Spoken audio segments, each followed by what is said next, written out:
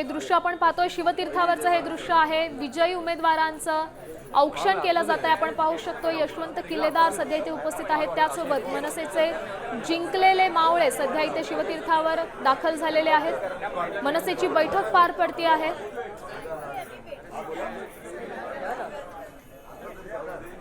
शर्मिला ठाकरे या विजयी उमेदवारांचं अभिनंदन करतात।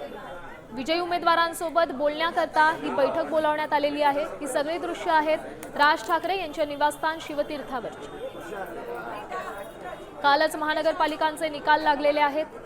मुंबई महापालिकेचा निकाल देखील समोर आलेला आहे। मनसेला अपेक्षित यश मिळालेलं नाही, मात्र विजयी उमेदवारांचं अभिनंदन करण्यात आलेलं आहे। मराठी माणसासाठी, मराठी अस्मितेसाठी आम्ही आमचा लढा सुरूच ठेवू असं संजय राऊतांकडून आणि राज ठाकरेंकडून सांगण्यात आलेलं आहे।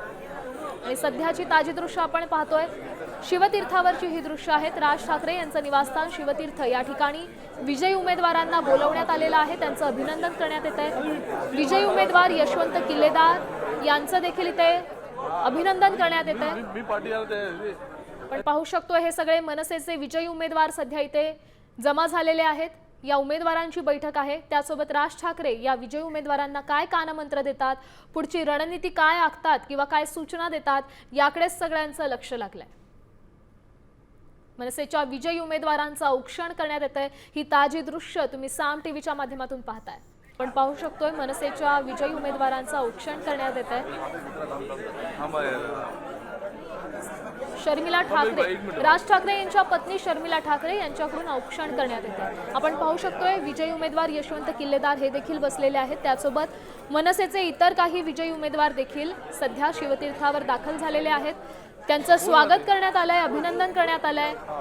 मुंबईत जो काही विजय मिळवलेला आहे त्या संदर्भातला हा सध्या या ठिकाणी जल्लोष करण्यात येतोय, त्यांचं अभिनंदन करण्यात येत आहे।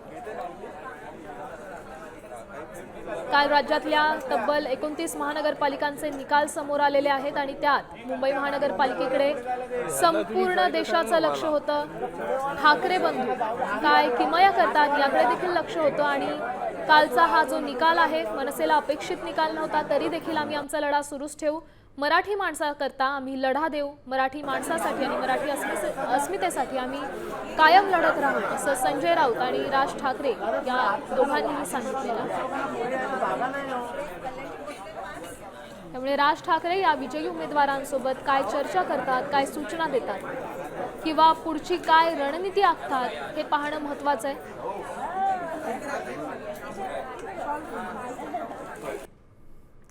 मनसेच्या ज्या उमेदवारांनी काल गुलाल उधळला त्यांनाच आता शिवतीर्थावर बोलवून त्यांचं सत्कार, त्यांचं स्वागत करण्यात आलंय, आनंद साजरा करण्यात येतोय।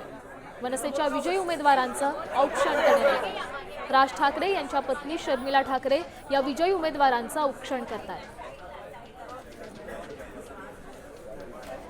मनसेचे जे नगरसेवक विजयी झालेले आहेत, जे उमेदवार नगरसेवक पदी आता विराजमान होणार आहेत, त्यांचं कौतुक या ठिकाणी करण्यात येतंय।